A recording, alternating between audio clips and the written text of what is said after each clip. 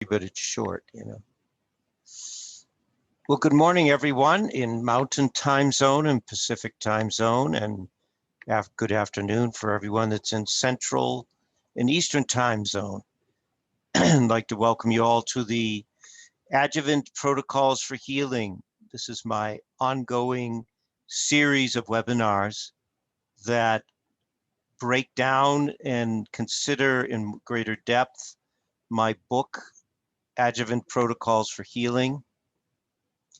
And we have, these are all recorded and put on a YouTube channel. And it's very simple, www. Or just, you could just use youtube.com/Joseph Antel. It's as simple as that. You'll see there's about, Lynn was saying this morning, there's about 20 on there. So now there's some that we didn't, early ones, we haven't put on yet because either they didn't have notes or we didn't record, but I think I have notes, or I could create notes for you. So, but as you know, I've been on the road for the last 10 days. I got home yesterday afternoon out to see my daughter who's pregnant in Chicago. She'll be 37 weeks, which is considered full term. It's her first child, so she will probably go the full 40 weeks. She wishes she could have the baby now. Women get very full and very just ready the last 2 weeks before their actual due date. It's very common, but she's healthy and well. And my daughter is a NICU nurse at Rush Hospital in Chicago, one of the leading children's hospitals there. And she's a great studier and reader. She uses nutrition and herbs, not while she's pregnant, the herbs, but and shed some light on what she's been doing. And because we have been working with the theme on children, the last two webinar series, one on children and one on preconception and pregnancy. Of course, we can't consider all the protocols, but we've been considering some. I thought I would give you some more reading material this is all from my book. And if any of you, of course, haven't been on to the earlier ones, of course, you can go on to my YouTube channel and they're all loaded there. We looked at the recommendations for children's health and parental health in general through Saline River Press, some of the books that they have. And of course, Sally Fallon wrote a book with Dr. Cowan, and they thoroughly wonderful guide to nutrition based on the dietary principles of Dr. Weston A. Price and the child rearing philosophy of Rudolf Steiner. A comprehensive reference that provides valuable holistic advice for pregnant mothers and mothers with newborns and children. Also features a compendium of natural treatments for many childhood illnesses. So another range of thought and approach to what I have taught you.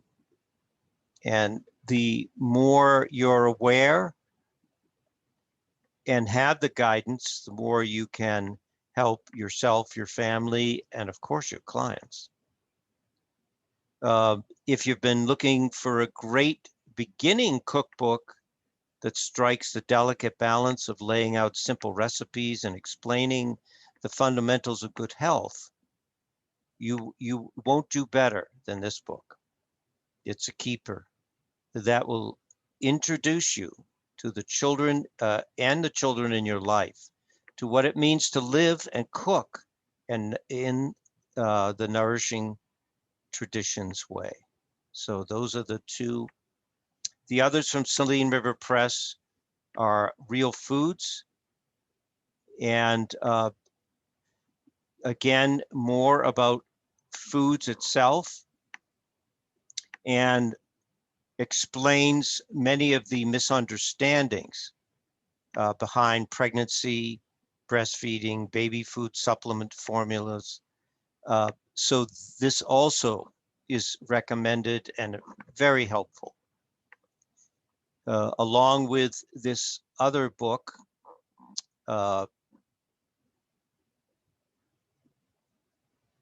which again honors natural traditions and ways of approaching both the mother and the baby. So, and our dear friend Monica Corrado with her book In the GAPS Diet, and of course her other one, Nourishing Healthy Babies with Real Foods.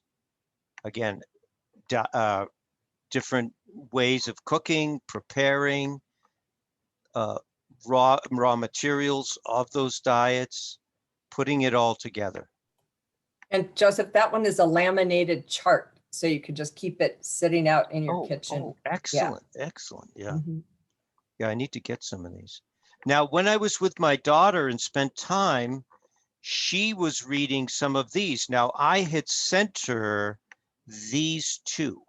So she has these, and she's already, of course, read them and looked through them. And you may be familiar if you've done anything with natural childbirth or had have a chart in your office, which I recommend, that the books, how you practice your approach toward health and life itself, that you have a list of the books that you recommend. Maybe you don't want to give lectures in your office. Maybe you find that you're overwhelmed almost and too busy, but you can create charts with these books that, because as specific clients, and there are those specific ones, you'll get that few that are really interested in how you heal, your approach to life. So they want to learn more about that. And if you, as I say, you don't have time to give lectures, you can give these recommendations.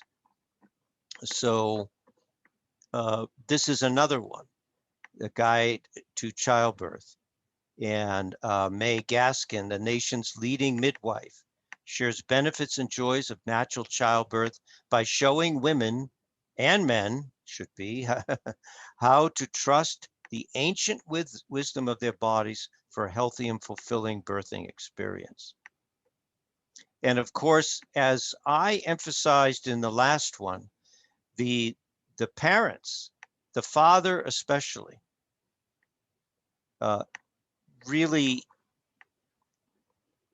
needs to get online, in my opinion, with this, to participate fully in his own personal health and his own awareness from before conception, his health during the preconception process of preparing the nest, of preparing the heaven to bring another angel or human being into the world, to participate fully in that, right down to how they take care and love themselves.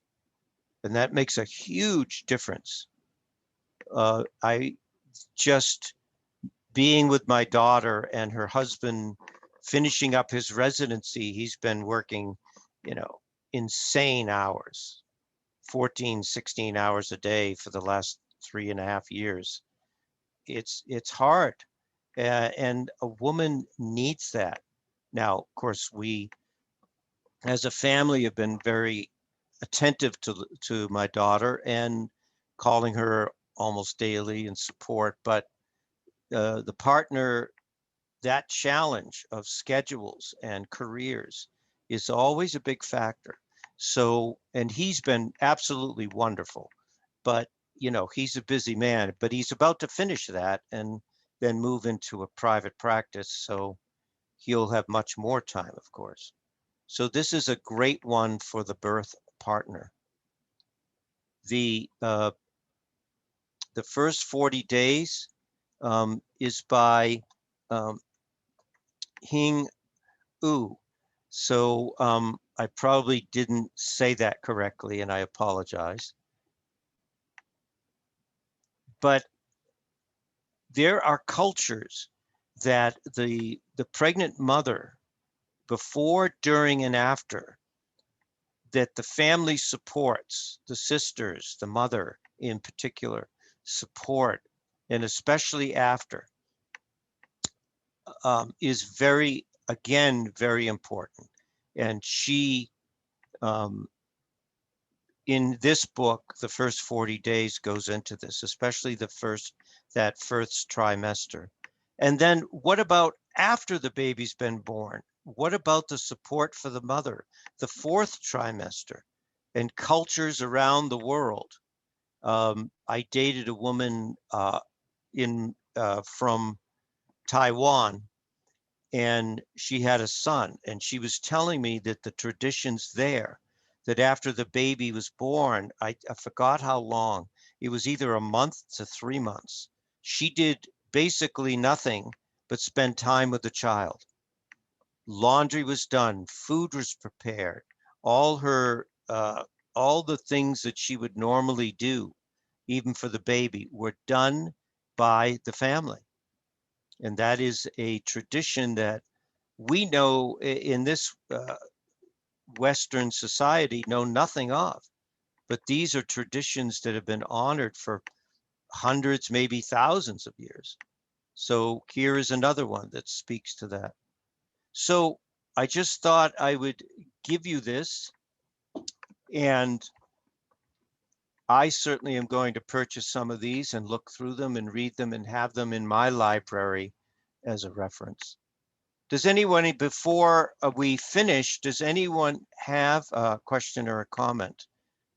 Because today, of course, I didn't prepare a full PowerPoint, but we're going to get into some questions that were sent to me about any question, not necessarily about children. Well, if nobody has anything, we'll move on from there. Joseph, Yes. I have a quick question. I just got approached today by a girl.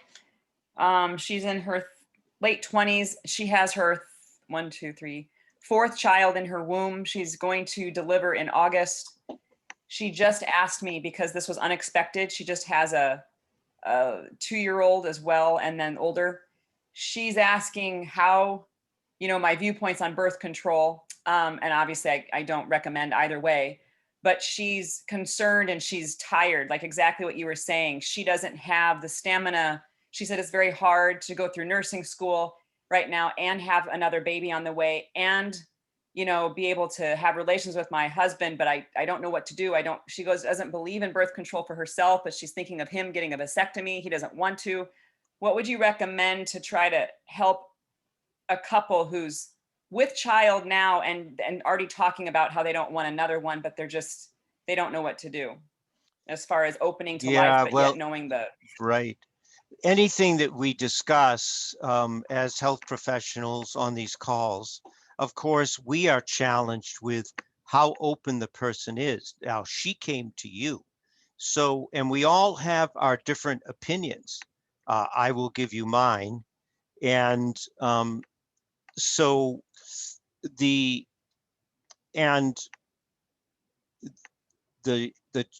challenge of any practitioner is to respect their boundaries and yet to teach them. So, of course, there are different ways women can get their tubes tied, which I do not agree with. Now, that is one way to do it. And certainly the couple is loving, they want to continue, their intimacy in whatever way, but they don't want any more children. So that is challenging. Now, in these books, it will talk about some of these books will address it. I don't know which one of these, because I've read this. I mean, I haven't read these. So, but I'm sure some suggestions are in here as well. Obviously, using the rhythm method and, using diaphragm. I don't like the idea of a woman putting anything into her body. What's the other one that the woman does use? That IUD. the IUD. I don't recommend that. I actually, it's a little personal, but I decided not to have children. So I did get a vasectomy at a certain point when my marriage ended. And I have had literally no trouble with that. Men, of course, tend to be more concerned and fearful. Now, you may not agree with vasectomies, but that is the simplest way, in my opinion. So these are, again, conversations to have. We don't need to argue over any of these things. We need to consider everyone's view. But the easiest and simple is for the man to take that responsibility. Because just the simple fact of what it costs in our society today to raise a child, especially if you're going to help them with college, cars, clothes, feeding them. I met with a couple on the way, and chiropractor and his wife in Omaha. They have 7 children. We had this discussion at dinner, and their food bill is thousands of dollars a month. 7 children. I said, oh, I tried to guess. I said, well, is it 1,000, 3,000? And she pointed her finger up. More. Yes, to feed your children properly. Of course, they are a wonderful couple, and they don't use junk food. So these foods, just to take that one area, are expensive. And of course, this is something that they're looking at as a couple too. So all of these things that we share in our community and our network are really important. And if you all know of other books, certainly you can email me and share those that might be of use as well. So anyway, Tonya, I hope I answered your question a little bit. And again, there aren't really too many options. Abstinence is not an option for many couples, because that is how they share their life together, and that wonderful intimacy and pleasure. And it's how they create that loving atmosphere between them both, and which extends to the children. So without creating all of these tensions. So Tonya, it's an intense question, but it's really, in relationship to having children, probably the most important, of planning that out. And so I hope I shed a little bit of light on there. And again, these are, the gospel according to Joseph. These are my opinions, but hopefully that is helpful to you. Thank you. We Anyone else? also, it's Lynn, Monica and I both put books that we've found helpful with our clients in the chat box. So Good, great. with natural fertility, natural birth control. Yeah. So let's get into some of your questions that you sent that aren't necessarily related to children. And let's see, the doctor sent me this one we could start with. And certainly as I'm speaking, you can put your question in the chat box and then we'll get to them. But I'm just going to keep going here with what I've been given so far. she says she's not able to attend the call tomorrow. I wanted to ask you about treating fatty lipomas on a patient's arms that I have who has been struggling with many of them and her arms for a while. I don't understand them, so wanted to get some help. Thank you in advance. So she will be able to scroll through this recording and get to this part on that I'm going to consider with you. So whenever we look at the body and look at conditions or situations in the body, it's important to understand the physiology of the body. Now, Up the other way, Joseph, oh, this was right okay. there. So these are all, and thank you, Lynn, for putting all of this together today for me. I could not do this teaching without Lynn and of course Ellen as well, with my notes for all of you and creating these different PowerPoints and the information that we send to you. So what is a fatty lipoma? Obviously, they're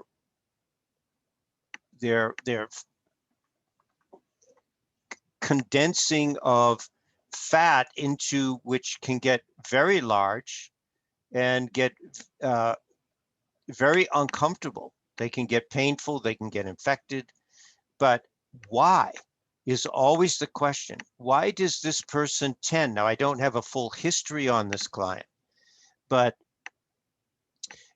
so why does the body form these? Well, there are a few reasons. And the first is, remember that when the body becomes toxic, it could be just accumulation over years. If the body cannot handle those toxins, if the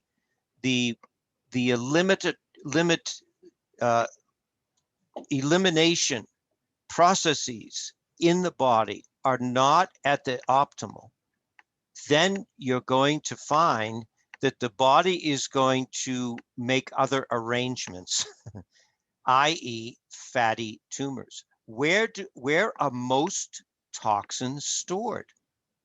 Now you could say, well, the liver, well, the gut. Well, actually, most toxins, if you research it a little bit more, are stored in the fat. And so these tumors arise in areas where the body wants to tuck this material away. If the right procedures are undertaken by that person to free up the liver, to free up the intestinal tract, and this is why I recommend, as you know, every 3 months to take 10 days and just take the load off, Annie. Take the load off and free the body up. And that's a way that if a person tends to form these tumors, if the body gets freed up, it will go back and then begin to process anything that it has stored away. Now, we know this with heavy metals, which we're not going to necessarily get into today, but heavy metals in the brain, that the body, if you use a heavy metal protocol every so many months, again, every 3 months, you do that for about 6 weeks, the body will eventually discharge those heavy metals back into the bloodstream to get rid of them. Same thing with the fatty tumors. So a lot of these tumors relate to an overloaded lymphatic system. So that's your key to not creating this load in the first place. So materials in the blood that do not serve, that do not belong, the blood doesn't want it there, it begins to get overwhelmed. So it will tuck it away in the lymphatic system. If the lymphatic system gets overloaded, then what does it do? It will either use two things. It will either begin to express these toxins and poisons and other unwanted materials out through the skin, the largest organ of elimination, or it will tuck it away in, again, these fatty tumors. So the best thing to do is to focus on, with fatty tumors, is the tumor, what makes up the tumor itself, which obviously is fat and toxins and other materials. Hormones could be hormones. So that has to be looked at as well. Does the individual, in the case of this woman, is she clearing hormones through her body enough? Or are those building up? Because as a woman gets older, the woman stores hormones in her fat. That's why in menopause, women can put on 5 to 10, even 15 pounds, up to 20, before it becomes, obesity. So for those very reasons, is the hormonal storage, I guess you could say. So what are the main products? Now, I'm not going to get deeply into each of these, but I will mention them. Thymex is your main product. I'm going to just mute everyone out here. There you go. Thymex, of course, is the #1 product for lymphatic drainage. So when you think of the lymphatic system, it's throughout the body, but primarily the organs that are the brain of the lymphatic system are the thymus and the spleen and the kidneys. So now the reason I say the kidneys is because John Courtney taught me that.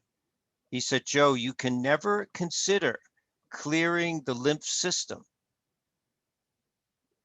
without including kidney detoxification, because the blood is moving through the kidneys all day long. And if the kidneys cannot discharge and clear those materials out, it goes back into the bloodstream.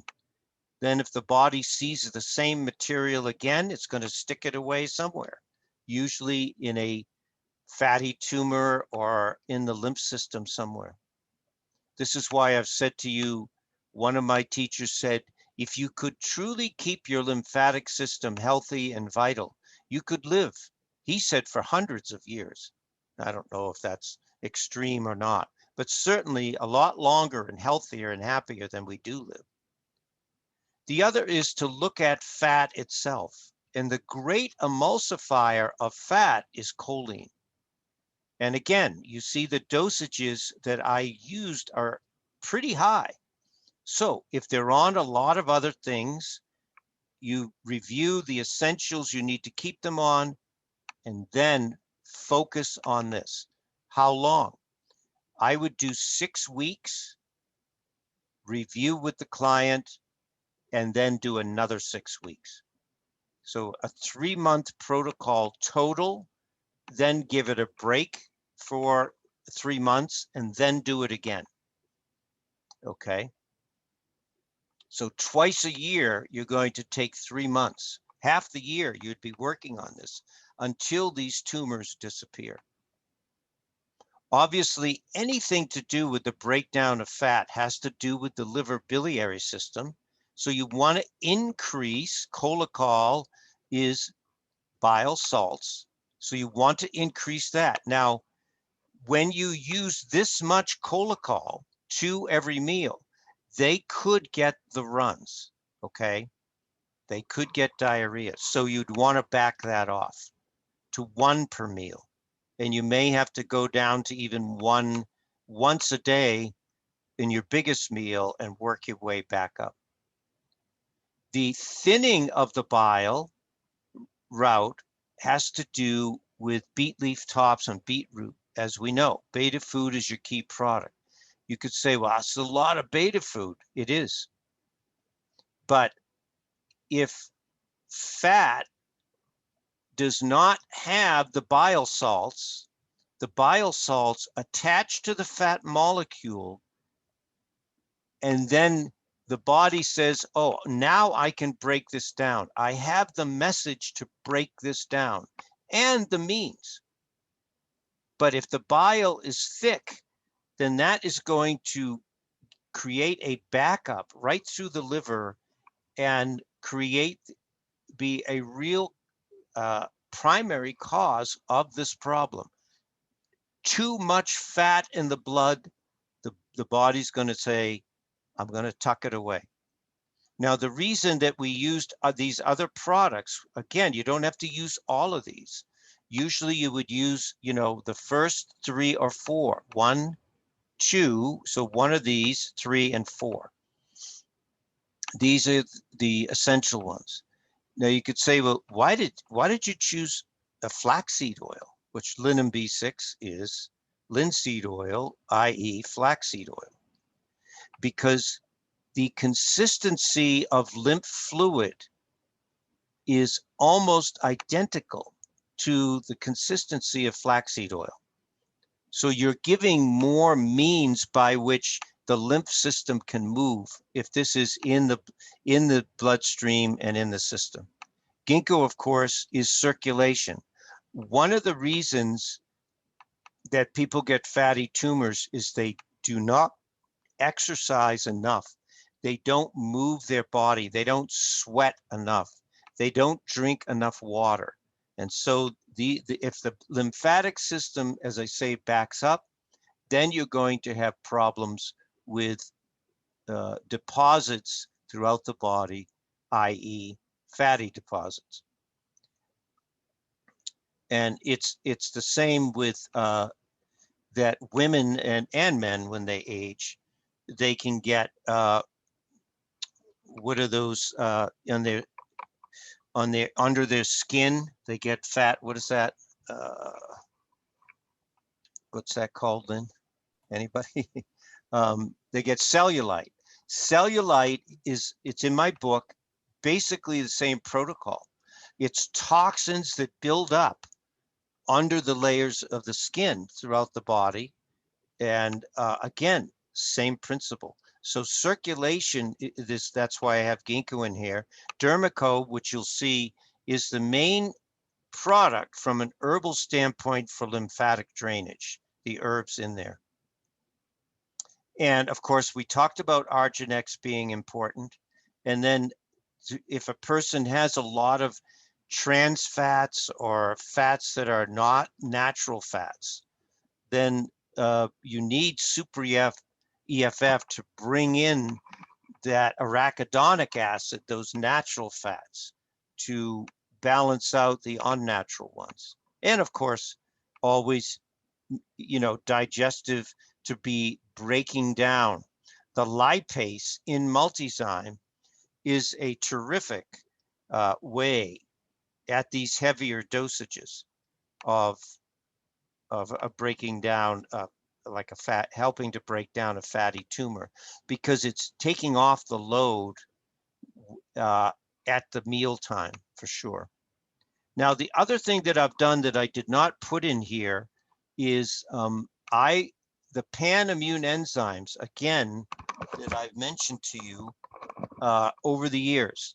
Also, but those need to be taken on an empty stomach.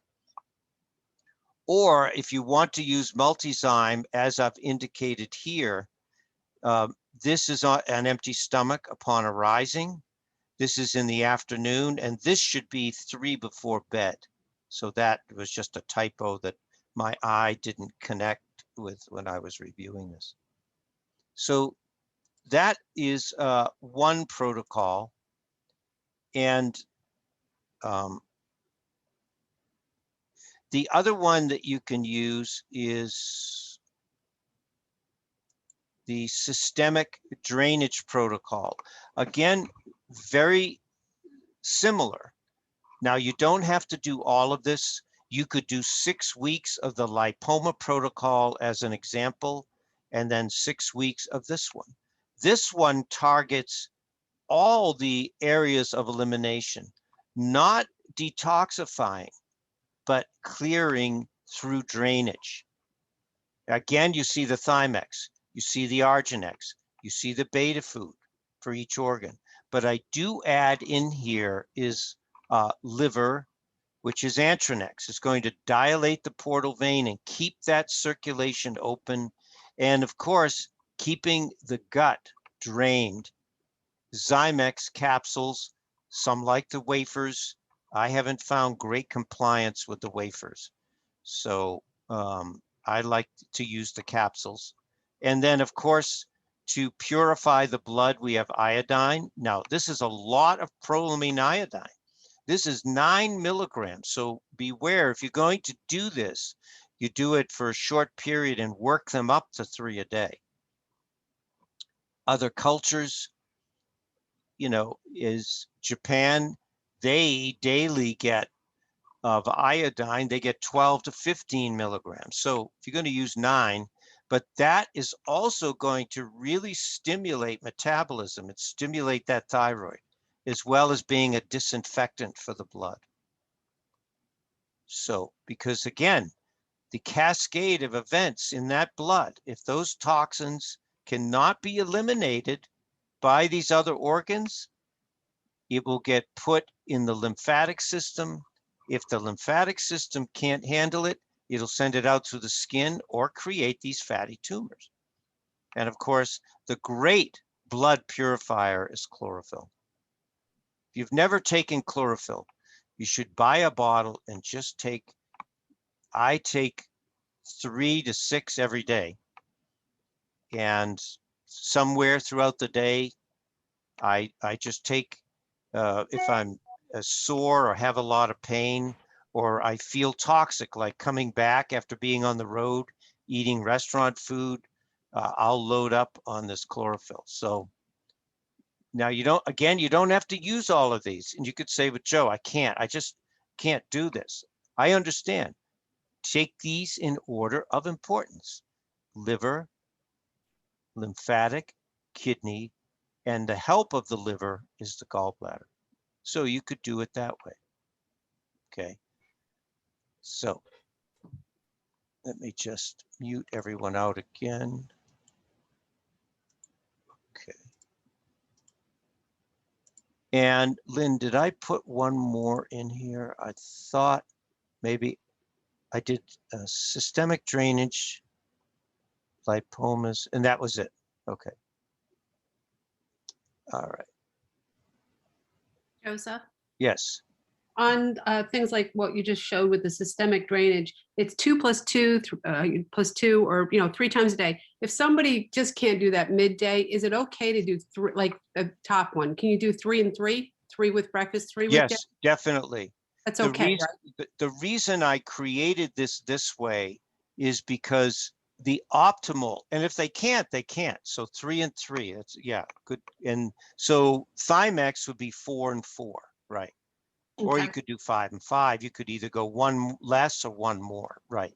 For Okay. people that can't. The reason I did this is there are certain times of the day where people are more active, which you can embrace and increase what the body is already doing. For instance, a lot of people walk over lunchtime. So if they are able to take these in the middle of the day, and that's why I created it this way, you're enhancing and encouraging the body to dump even more Right. of these unwanted materials out of the body. But the best way is to chill the body out, take a break. Use those 10-day purification programs, the inflammation one. If it was a fatty tumor, you would use the inflammation one, the 10-day inflammation, not necessarily the 10-day blood sugar one. So, and do that, use that, or just take 10 days every quarter, the change of every season, Now, if you live in Florida, you don't notice the seasons changing, but pretty much throughout the US, there are distinct times throughout the year where the season changes 4 times a year. That's when you take your 10 days. Even if you just did organic soups, get into Monica's book as far as creating some soups and other foods and that's all you do for 10 days. And don't eat as much. Give the body a break. Drink more fluids. These basic things. But listen, whenever you talk about lymphatics, you've got to move the body. If you're going to get the body draining, you've got to move the body. And you could say, well, they're not good walkers. They can do yogic deep breathing, you know. So my daughter didn't use the Lamaze method. She's using a yogic deep breathing method for delivery.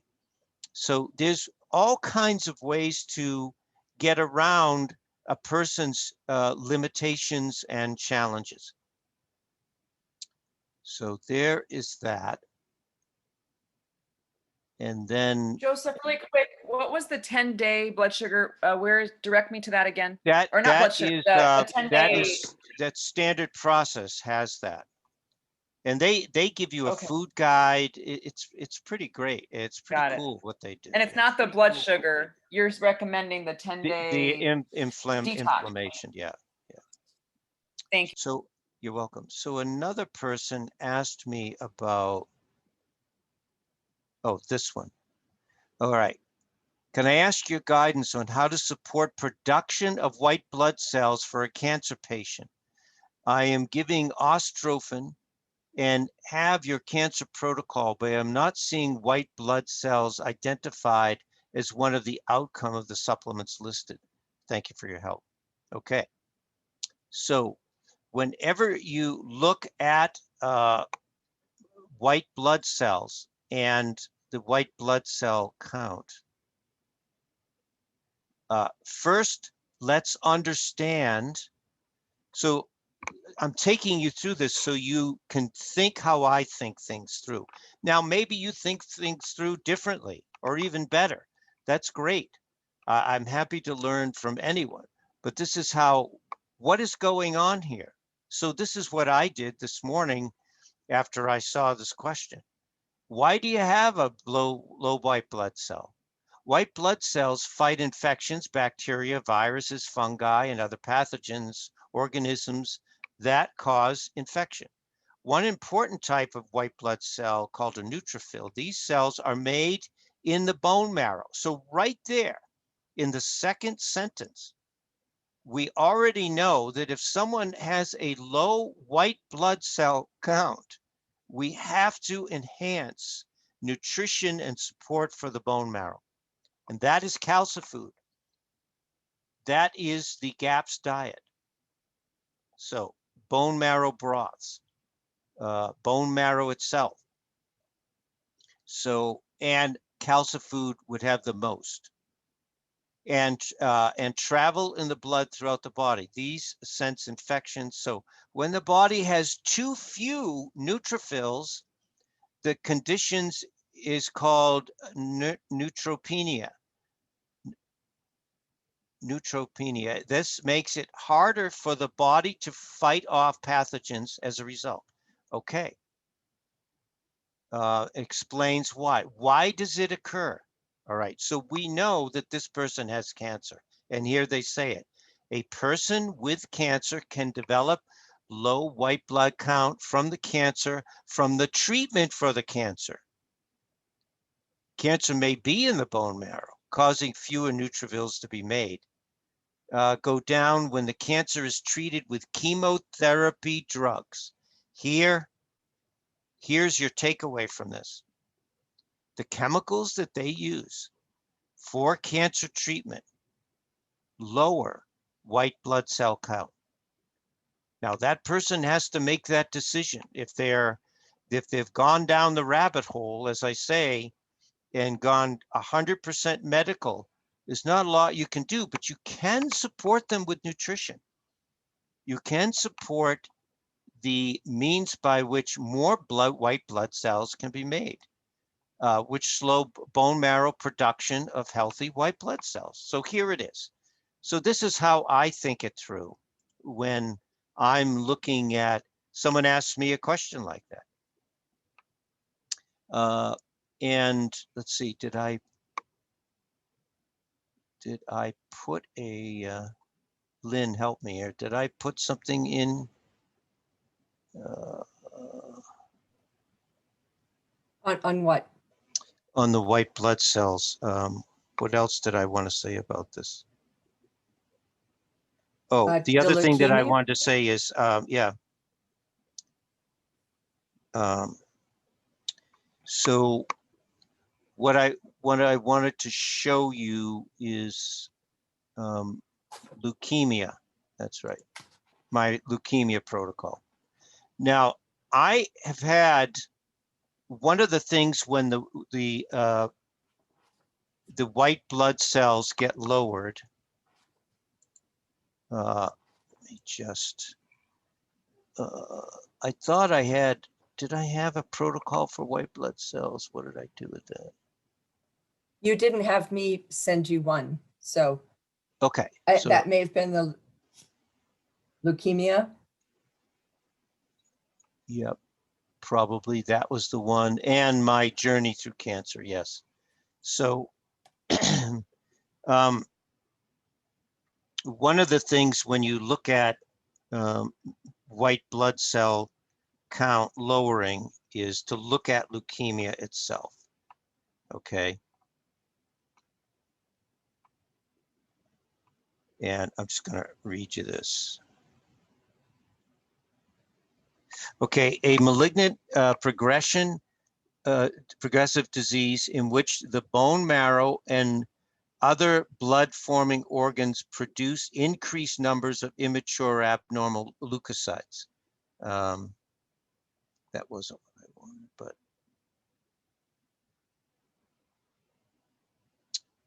So when you think of needing to support anybody with cancer, well, here's the progression I wanted to use. I remember now. I wanted to show you my journey through cancer first. Oops. Did you put both pages in, Lynn, or just this one? Yes, you just need to scroll down. Oh, there it. Okay, thanks. So if chemotherapy is suppressing these white blood cells and causing them to be lowered, then you definitely, the one thing you could do from a nutritional standpoint is to make sure that the immune system is strengthened as much as possible. So the calcium lactate, of course, not only engages phagocytosis, but by doing that, it helps the immune system strengthen much more than people realize. And I have given you, when we considered colds and flus, that webinar that I did, those research articles that when they gave calcium to these people, even with COVID and other types of viral infection or bacterial infection, they all did much better. Well, it's the same with cancer. You could say, well, Joe, the first thing you did and still do today for cancer prevention and cancer itself is calcium lactate. It's too simple, but it is significant, extremely significant. So that's the first thing you can do. And so to answer this practitioner's question, I would give her this protocol right here, these first 4 products. And here is Immuplex. Because when a person is on chemotherapy, they are suppressing these immune cells big time. So because when they kill off the cancer cells, they're also killing off the other helpful cells, and primarily immune cells. So what does, and we've considered Imuplex, but this is your key product here. And this is going to have bone. It's going to have a bone ostrophin and maybe some bone marrow. I'd have to check the label. Thymus, spleen, and liver in it. Of course, your vitamin C is also going to be a huge part of helping to get rid of any aberrant cells, i.e. cancer cells, not ascorbic acid, but high dosage of natural vitamin C, which we know, and then Arginex, which is your B15 factor. Now, they never say that. Standard would never admit it, but that B15 factor is in Arginex. So I was told that in way back when I first began. So, and kidney support. So again, you're keeping that blood, the side effects of the chemo is to get that poison out of the body as quickly as possible. And there is your kidney drainage, i.e. detox protocol. Now, you can do these other things if you, just in cancer in general, I'm not going to talk about cancer today, but to address low white blood count, you would use these 4, and then I would use something like my either Echinacea straight. Echinacea is well renowned for increasing white blood cell count, but I would use my winter blend, this blend right here, which is in my book. I don't know if you can isolate that, Lynn, for me, and we can pop that up in the chat box, but that may be difficult for you to do. But the winter blend is going to be burdock and echinacea. And what's the third one, Lynn? Astragalus. Astragalus. So those are your main 3. Those are all 3 of those herbs promote the production of white blood cells. So that would be your key product for that. Okay.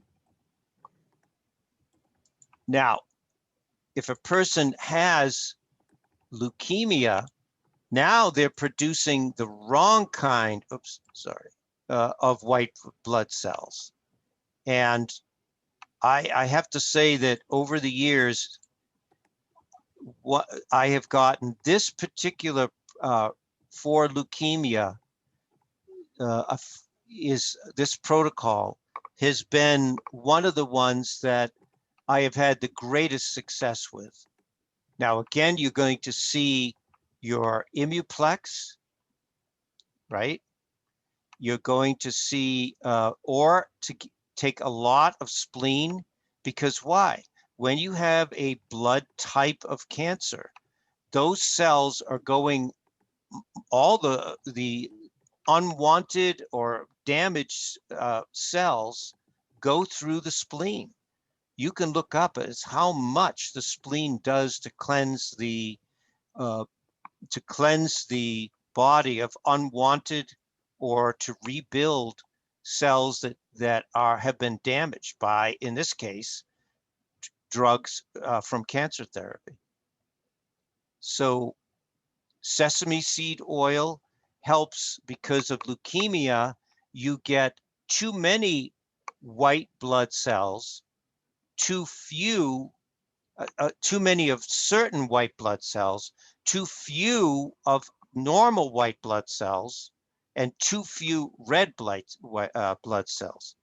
And that's the problem with leukemia. These white blood cells that condition creates overwhelm the body. And I had something here I was going to read. I should have just put it in my, hold on one second, see if I can find this real quick. And so leukemia, if you read this from John Courtney, has vitamin T in it for thrombocyte. The T stands for thrombocyte. Vitamin T comes from 3 primary sources: So if you don't want to take a natural supplement, you can eat termites, mealworms, and sesame seeds. Obviously, you know, when you look at termites and mealworms, you're not going to use those, but those are the only sources which contain vitamin T in any significant amount. And we use sesame seeds using a molecular still. We concentrate the fraction containing the vitamin T and put it into the pearls.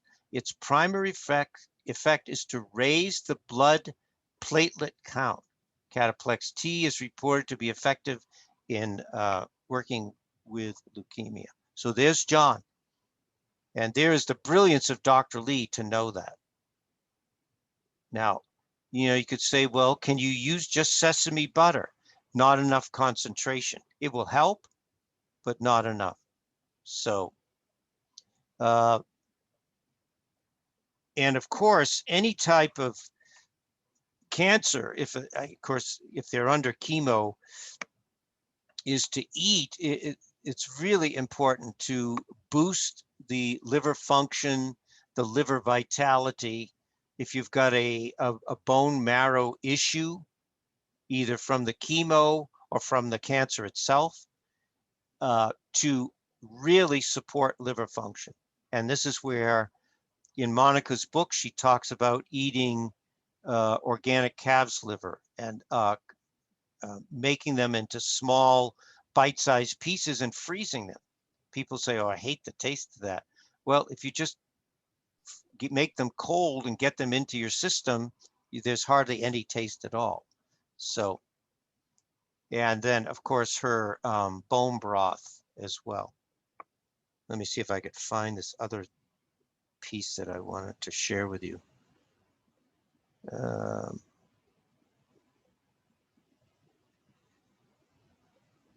I guess not. I guess I can't find it. I had it and okay. Well, we'll let that go. I just should have put it in my notes here for you. So what other question did I have? So, okay, so let's leave that and then let's get to Barbara's question. 55-year-old Stephen Johnson, 39, had a slight dry eye for 35 years, left worse than right, for which he used eye drops in the left eye 2 times a day. Prescribed drops for. Now,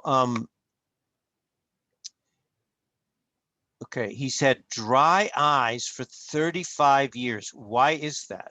So we'll get to that in a second. 4 times a day. Drop 4 times a day. Stay outside. Left eye. He noticed symptoms, grittiness, dryness. So this, just so you know, everyone, if you were to present this to John Courtney, he would say Cataplex G right away for any type of dry eye. So that's one. The other is zinc. So there's more zinc in the eye. Lynn and I were just talking about a case of this the other day. There's more zinc in the human eye than any other place in the body other than the male prostate. So zinc and Cataplex G. He noticed symptoms of grittiness, sensitive 3 weeks worsened, developed light sensitivity and dryness in the right eye. He now suffers from debilitating dryness, extreme light sensitivity and grittiness and burning pain. So his worst symptom is when dark becomes light, suddenly is flashing. Yeah, he gets those light flashes. If any of you ever had your eyes done with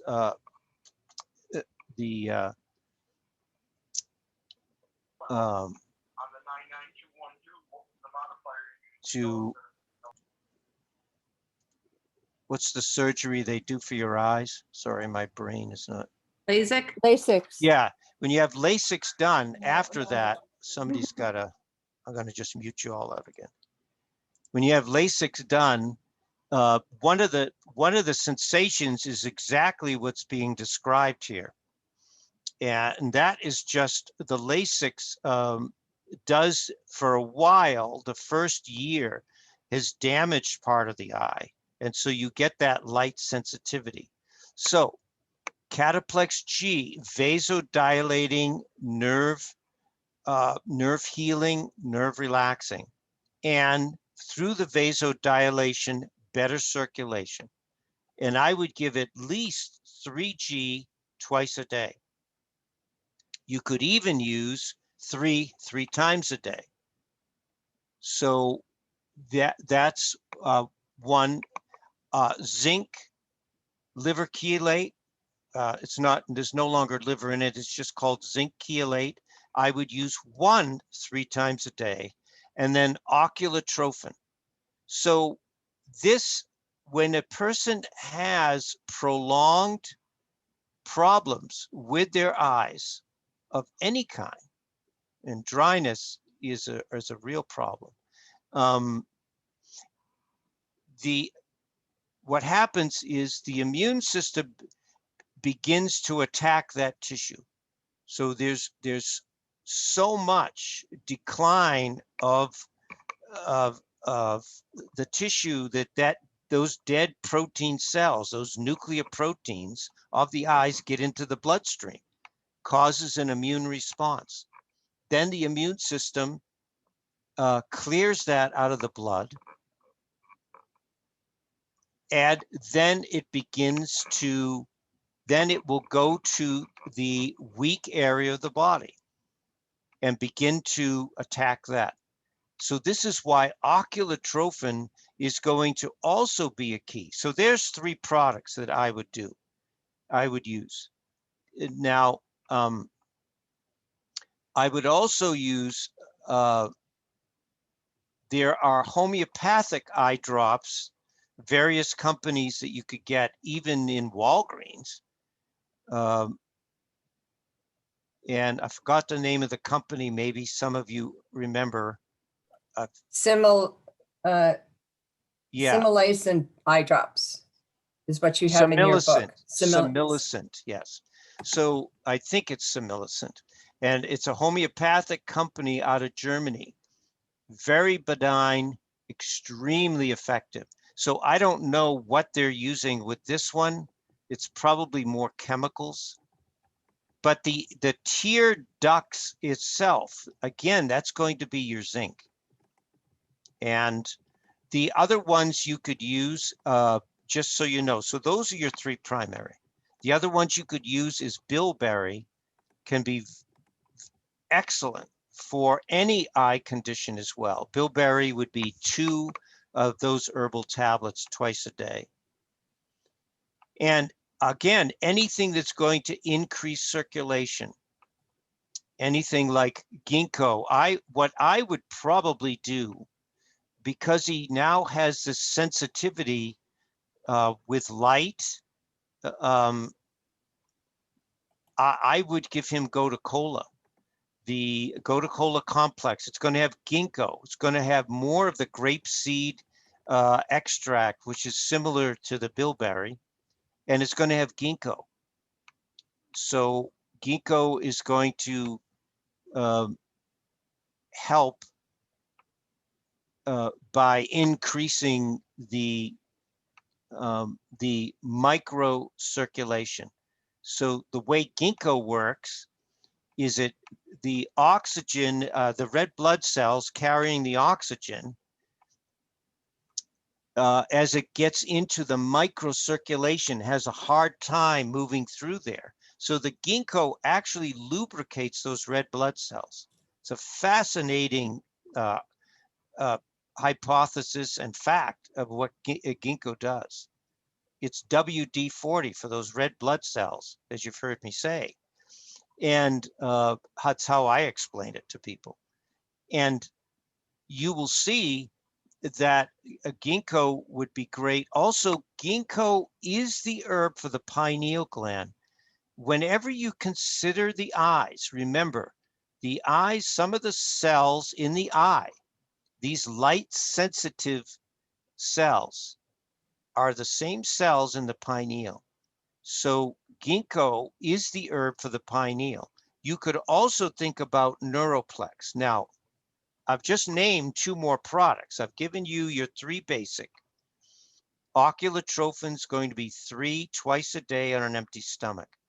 Zinc, zinc chelate would be, you could probably do 1 twice a day. You could use 2 twice a day for a couple weeks and see if that helps, and then go to 1 twice a day.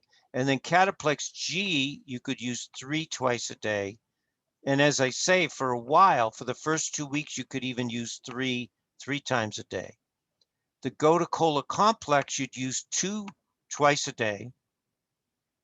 I already said the bilberry is 2 twice a day. And the Neuroplex would be 2 twice a day. Now you could say, geez, Joe, that's like 6 products here. I know, but this gentleman has suffered for 35 years with no answers. Yeah, I he take- cried when he told me about it, Joseph. Yeah. And So he's would, really suffering. And yeah. he had been told several years ago to take oculotrophin PMG, and he went to a healer who who communicated with Jesus, and the healer said that the oculotrophin PMG was too strong for him. Yeah. So, but I think he's willing to give it another try. Yes. Yes, you'll get different opinions. And a lot of, I have such, believe me, don't get me wrong, I have deep respect for people that muscle test, that people that have other perceptions. But remember this, everyone, when you blend your energy field with another person's field, and then you begin to get information of that field, that's 2 fields blended. That's called the Vesica-Pisces. When you take 2 circles and you put those circles touching each other and then into each other, there's a 3rd field that appears. That's called the Vesica-Pisces. You can look it up. Then the person giving advice needs to take great care that they're not picking up what is in their body. And so, bless this person's heart for helping this gentleman. But that perception may be that his body didn't need it. So we have to be very careful. And that's why in writing a book, I have given you the information that is not biased in that way of that these are things that I have found work beyond muscle testing, beyond other perceptive means. And these are just tried and true nutrients that apply to these conditions. So what I would say to this gentleman who's discouraged, can you give me 3 months? Would you be willing? Would you be willing to give me 6 weeks on these products? Then check in with me. If you're doing better, good. Now, the last thing that I would say, Barbara, again, you can write down what I'm saying and try again, the ones that I always say and teach everything in order of importance. So you've got the list, and I can go over it with you again if you need to here. But the other, to create where there's dryness anywhere in the body, from the eyes to the skin, is blackcurrant seed oil. Now, that's my tried and true. Dry hands, dry feet, dry hair, dry eyes. That has been my tried and true, 6 a day. If he wants to take 9 a day, he could. So have him try this. But Barbara, without the oculotrophin, because now the eyes have become so overwhelmed by the assault by the immune system that it's going to be difficult for these other nutrients to play their vital part in any significant way until you take the load off of that person. So that's why the protomorphogen in those first 3 products, G, zinc, and oculotrophin, are going to be your key. Now, other practitioners would say, well, you need vitamin A for the eyes. Yes, you do. Vitamin C for the eyes. Yes, you do. There's a lot of things that we could discuss. But first, We have to give the key nutrients and remove the immune assault. Okay. Now, and by the way, if you want to know a product with vitamin A and C that I would use is Cataplex ACP. So that's the one that I would use for that. So it's a big program. Now, if you're going to use iPlex, it's going to have AC, it's going to have oculotropin. But for this gentleman, you could use that down the road, but you're not going to see what you want to see unless you use the straight products. That's my own opinion. Go ahead. Joseph, since every organ that excretes needs iodine in order to excrete, and the tear ducts excrete, I was wondering how much prolamine you would recommend. Yeah, probably just 1 a day of that. That's again a great suggestion. Yeah. 1 to 2 a day is probably all he would need to increase secretions. That's correct. Very good. Good call. Joseph, the prolamine iodine is in your dry eye protocol. Oh, it is. Okay. Yeah. Okay. At So 2 per day. there it was. There's a lot of things when I'm in the heat of teaching, I can't remember everything, but that's true. It increases body secretions. That's right. That's what Dr. Lee taught. So there's another one. So Barbara, you've got quite a few to try with him. And so he doesn't get discouraged. I would pick 3 of what we've discussed, or 4 if he's willing, and use those for 6 weeks. Let me just mute everyone out. And then check in with him. I mean, he can check in with you in 2 weeks. Now, the other thing for the eyes is you want to, in my book, I talk about eye palming. He needs to take 10 minutes once or twice a day, palm his eyes. Let the currents of life, the energy, the electrical field of his own body bless his eyes. So you can look that up in my book. It's called eye palming, and that will increase circulation and hopefully help with this dryness. Now, obviously you can think of, well, you know, is he dehydrated? Does he have dryness anywhere else? All of that. But the main thing is to address, the main issue is to address the eyes specifically. So. Thank you, Joseph. That was great.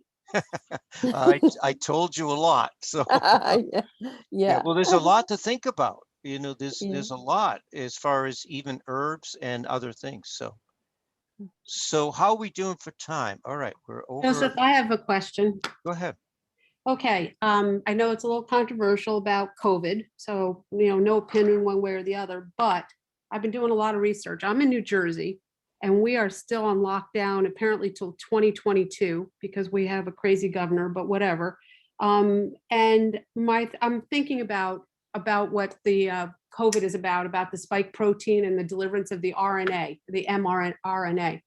My question is can we, I mean, I'm just thinking, logical thinking, wouldn't it be great to give people RNA, you know, to help like recover their, whether they've had the vaccine or COVID or whatever, to help Right. rebuild the ribonucleic acid? Yes. So I know. yes, and we could talk about a little bit about it. When you look at the RNA is the carrier of the messenger. Messenger, yep. So if someone came to your door with a photograph of somebody, this is how I have simply explained it from my perspective. Mhm. The messenger RNA is if I came to your door with a photo of a gentleman and I said to you, you see this picture of this guy? Don't let him into your house. That is basically in a nutshell what is purported that the vaccine does. It is giving the message. It doesn't remain in the cell. And unfortunately, there is so much false information out there. It never enters the nuclear protein of the cell. It cannot. If you imposed anything other than the body's natural ways of working into the nucleoprotein, it gets into the cytosol of the cell, but not into the nucleoprotein. And from everything that I just had a discussion with my son-in-law about this, who's, you know, been and studied all of this recently, and it doesn't stay in the system long. So anyway, yes, to use RNA, it's important to understand what RNA does.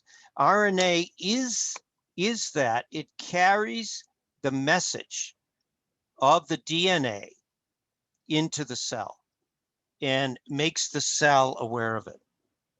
Here's what Dr. Lee said about RNA. Nucleic acid is normally found in all cell cytoplasm. The RNA never enters the nucleus, doesn't, nor do any chemical, man-made chemicals. I don't care what it is. It is part of the protomorphogen complex of every living cell, assuming its role in the enzymatic structure in relation to protein synthesis. All right, that's an important statement. What is a virus?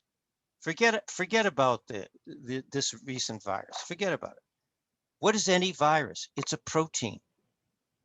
You want the management of these viral proteins to be accurate. How the body, the immune system manages them. RNA, as you're saying, Sue, is the key factor. Leukocytosis is inhibited by nucleic acid deficiency. Therefore, so what is leukocytosis? It goes back to our original discussion of good white blood cells, bad white blood cells, the production and management. That's why in leukemia, look at, I have RNA as number 2 in its priority. Why did I do that? Because the body, in the case of the production of these abnormal white blood cells, in the case of leukemia, has gotten stupid. It has forgotten. This is the memory. This is the message. Hey, stop making those white blood cells. Make good white blood cells. And while you're at it, make good red cells. That's why RNA is the second ingredient. It's second ingredient. Yeah, this is a potion. The second factor for leukemia. Leukocytosis is inhibited by nucleic acid deficiency. In other words, if you don't have enough RNA, then you are going to have abnormal white blood cells and infection. Therefore, nucleic acid may be important when infections are present, especially chronic infections or fevers of long standing. The body has forgotten. It needs the reminder how to express genetically, accurately, and correctly, and to get rid of anything that doesn't belong in that cytoplasm of the cell. We found that people susceptible to colds usually build up resistance to colds by the use of this product. They become stronger. Most important use, however, is to improve thyroid activity in patients with lower metabolism who complain of cold extremities and have difficulty keeping warm. There is your RNA. So, and what does he have here? Lowered resistance, the breakdown, a lot of weight loss, and hypothyroidism. So as we just read. So yes, it's very important. And believe me, we have seen in the history of human beings these cycles of these plagues and other viruses, and they come and they go. And it looks like this one is on its way out. If you talk to the people in India, God bless them all, they're struggling so much. And I know people in India, and it's not good right there right now, but it will, you know, these cycles, the Spanish flu killed 50 million and it was gone in 2.5 years. So I really, I don't like talking and recording anything about our current situation. So that's all I would say. And what each one does to handle that is their business. It's none of my business. So I don't have an opinion about to vaccinate, not vaccinate. I have no opinion. So I agree. yeah.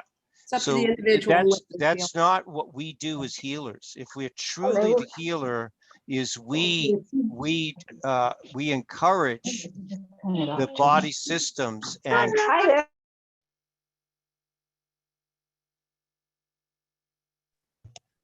Joe, you got muted. as healers, we encourage the healing of the body through nutrition, through lifestyle, and through our own healing energy of blessing. We can't, if we get involved as a practitioner with opinions, then we're taking away from what we truly are present to do as natural health practitioners. So that's why I don't go there. I can support somebody whether they get the vaccine, whether they don't get the vaccine. And I trust that the human body has the power to overcome anything. Right. So Joseph, I agree with you. And about a month ago, I had 4 different women call me and tell me about this shedding thing, about people that got the vaccine or shedding things onto people that are unvaccinated. And I told them, no, that doesn't exist. But then I'm getting more and more calls on it. So I'm like, okay, I can't shut my mind off. Maybe it is true or whatever. Like you say, I'm not going to give an opinion one way or the other. the other thing is we're not enough far down the road. Right. We're not, most of the information is related to the long haulers, the people Right. that have had the virus, that they are really detriment to their health. Right, So I we agree. don't know the outcome of anything else. So That's right. That's right. Anyway. But in the meantime, what are we going to do? And like you say, things like building your immune system, calcium lactate, yeah, immunotherapy. just so forth. continue what we do. Yeah. Right. But I found that the basis of Tamiflu, which is extremely popular, is something called shikimic acid.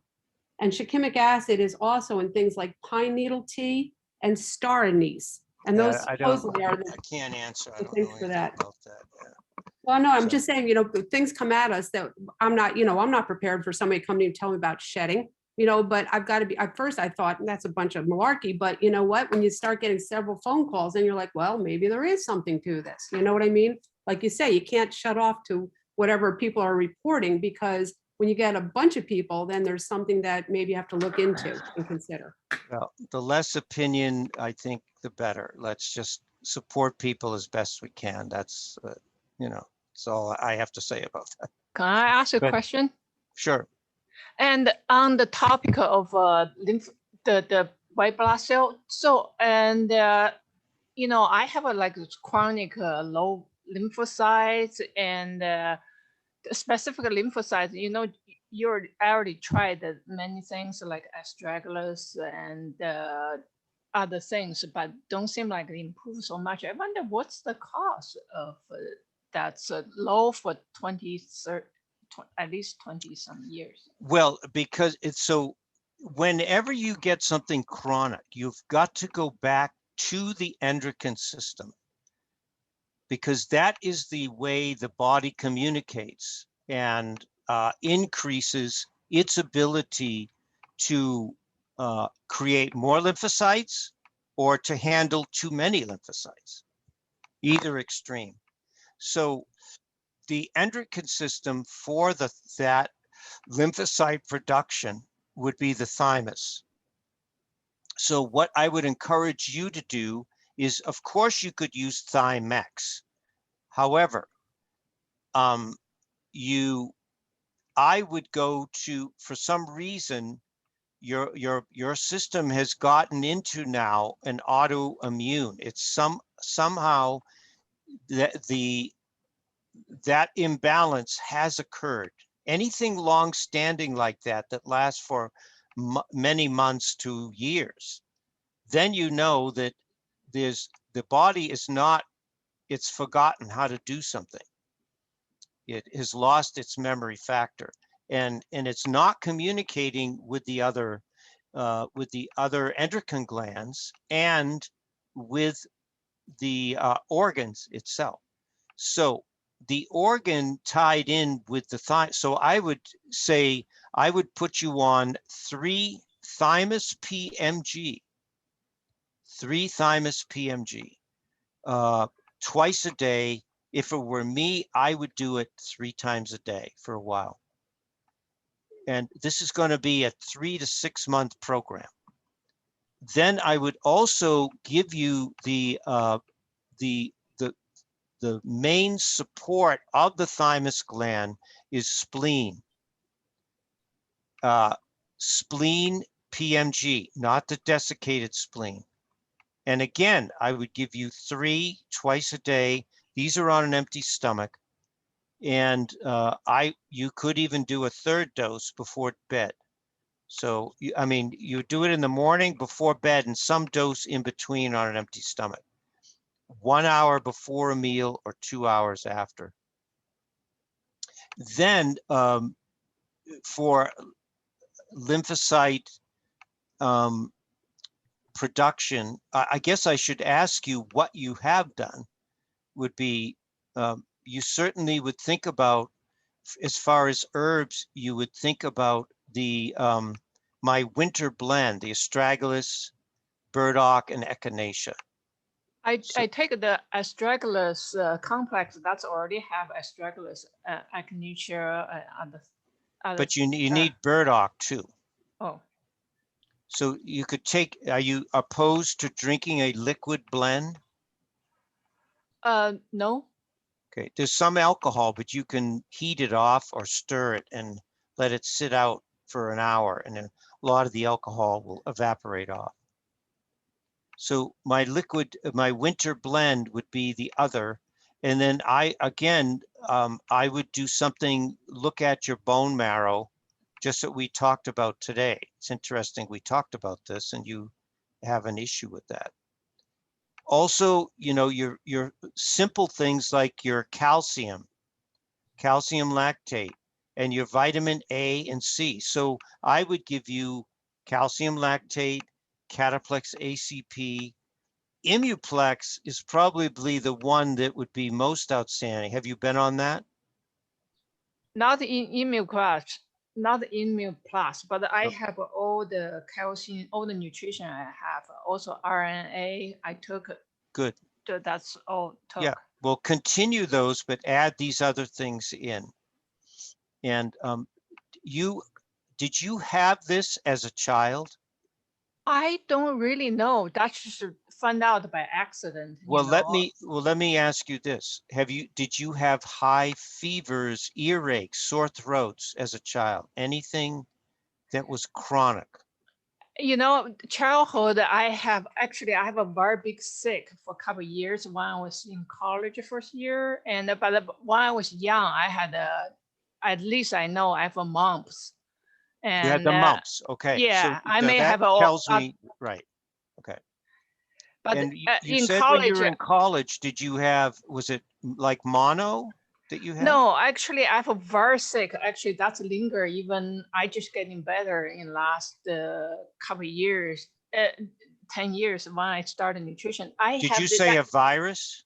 Actually, I have a arthritis. Suddenly, I was in the very cold classroom. Nobody there. Broken window. I want to quiet. But I developed all the joint. Start from a knee. Bitter cold for a couple of years. I took a Chinese herb. And for 3-4 years getting better, but at the peak of that, that's the coldness and the achiness travel all my joint, elbow, hands, and low back pain and fatigue for 20-some years. But yeah. the Have pain you ever was, taken iodine? No. Okay. Have you ever had any thyroid work done, like a all blood work? fine. My thyroid all fine.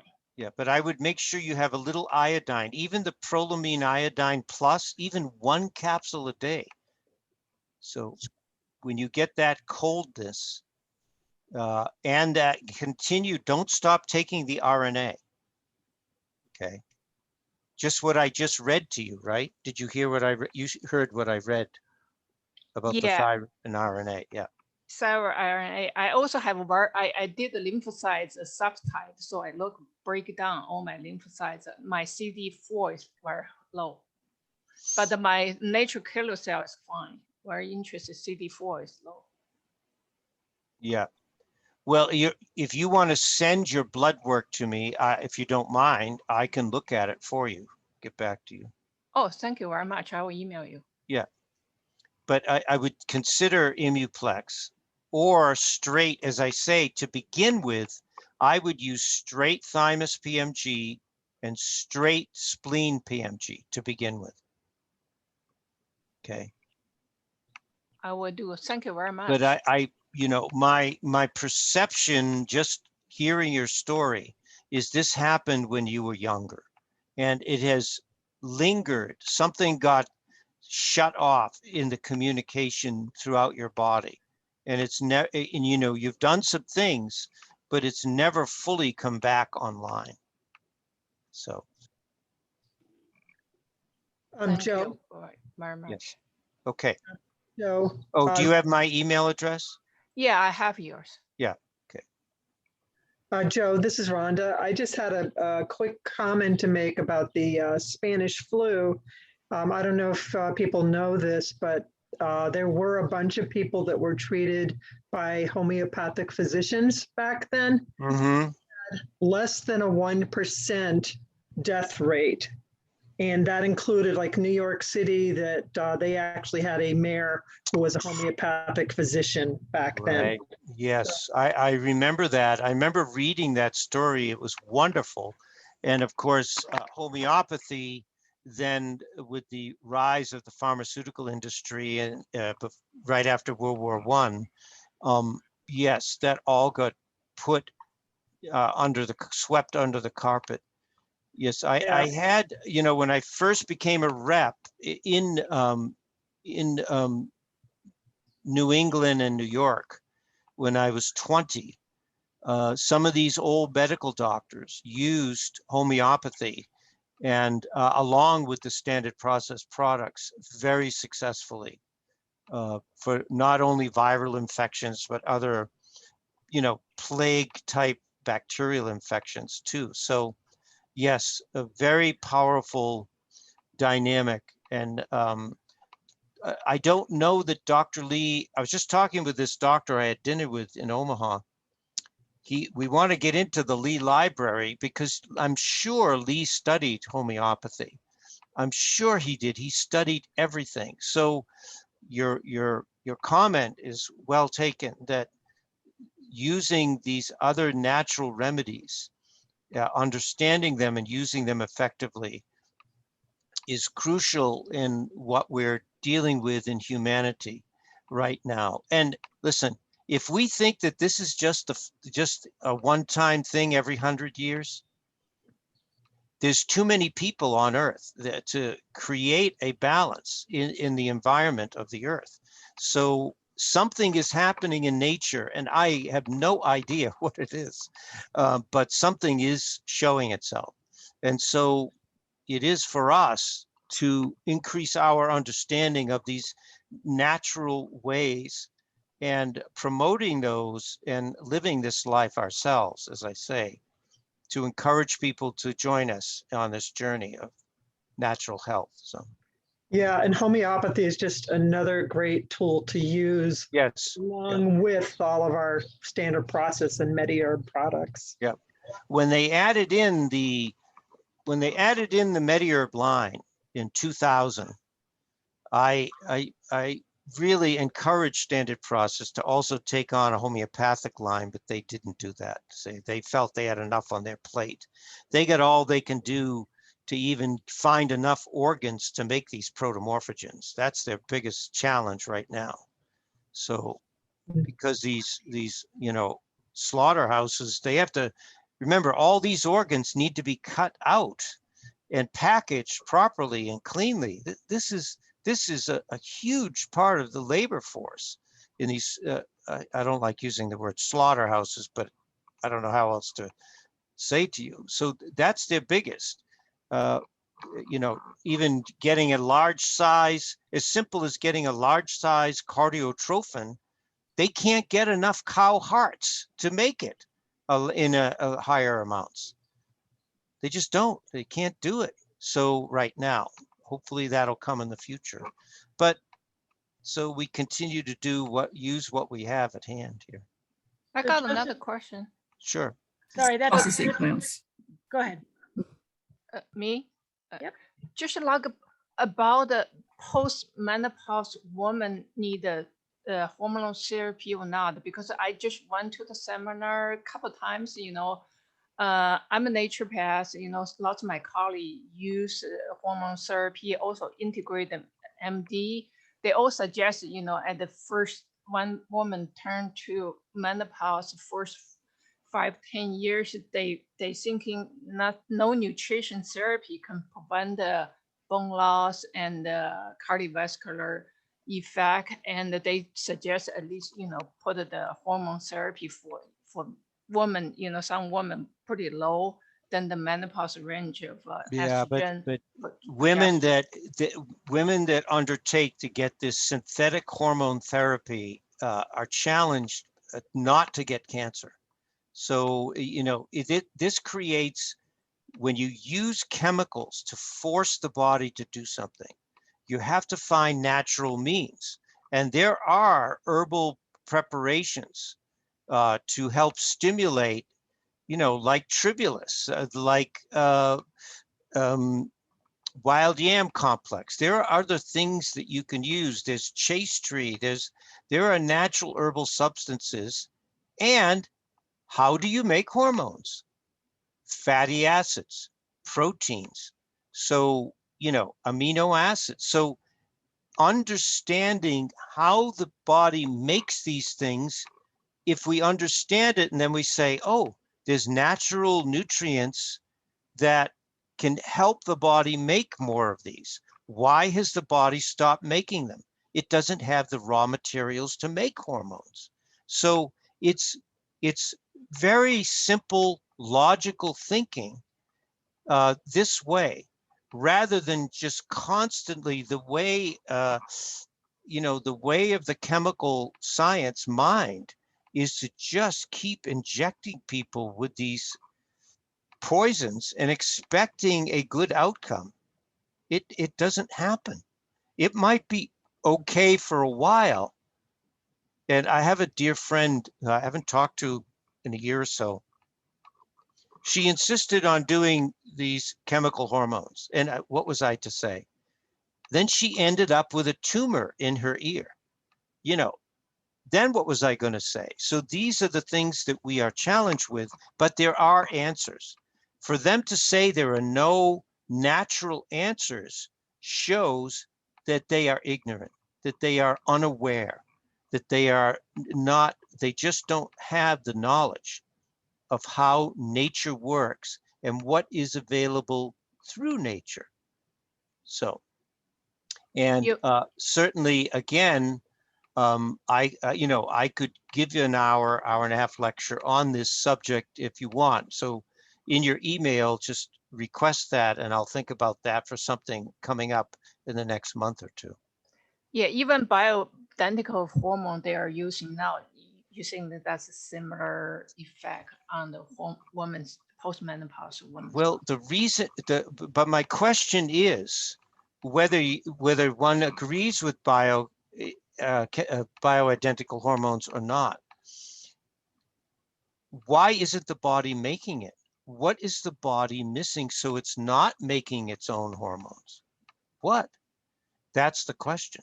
And can we provide it from a natural standpoint? Everyone gets bone loss in their life, but you don't want to get bone loss just to mention something that you mentioned, one part of it, but we just don't want to get bone loss to the extent that our bones are breaking and our joints are breaking down, but you have to eat bones in order to sustain that. That's just logic. It's just logical. So if we find the right food substance and nourish the body will sustain itself much longer. But trying to inject these chemicals to push the body, it still can't do it. And what it will do is it will create other, it will grow normal tissue, but a lot of these hormones also encourage the growth of abnormal tissue. Say you had an infection years ago that never went away. That's the problem with any type of chemical hormone. So you're really playing with fire, in my opinion. Now I'm giving you, you don't have to agree, and I respect that, but I'm just saying that I haven't seen good outcome using those. So at least in the long haul, maybe the first year or two, person's fine, but not in the long haul. That will be good topic, since you already talk about the child, from beginning, we want to see our aging, how I we're said to aging. Lynn, that's right. I said to Lynn, I should do one on aging after. Yes. The Like a older woman, we prevent, because we have another, after menopause, we have another 30, 40 years to live. Let teach us how we are doing. Yes. All right. Well, I'll certainly look at that. Yes, sure. Thank you. Someone And else? Joseph, Yes. a reminder that that's going to be Mark's topic for back to school too. Oh, yes. Mark Anderson is going to talk about that topic. I don't know if he'll get into hormone production, but I certainly could work around what he's going to teach and teach some, some other things around that. Yes. Maybe I'll wait till September to teach that. Yes. See what he did not cover. Yeah. Well, thank you, everyone. Let's see, what did we start? 11, 12:30. So hour and a half, hour and 45 minutes. Thank you all. This was great. I enjoyed covering your questions and getting into this a little bit more. And I will be teaching my adjuvant protocols for healing. I don't know the subject yet, on Thursday, the next one, Thursday, June the 3rd. Of course, I'll teach the heart sound recorder next Tuesday. That would be May 25th. So you should be getting those emails. And I appreciate you all. That's great discussion, great questions. And I look forward to being with you again next week. Blessings to you all. Thank you. Thank you very much. Thank you. Thank you, everyone.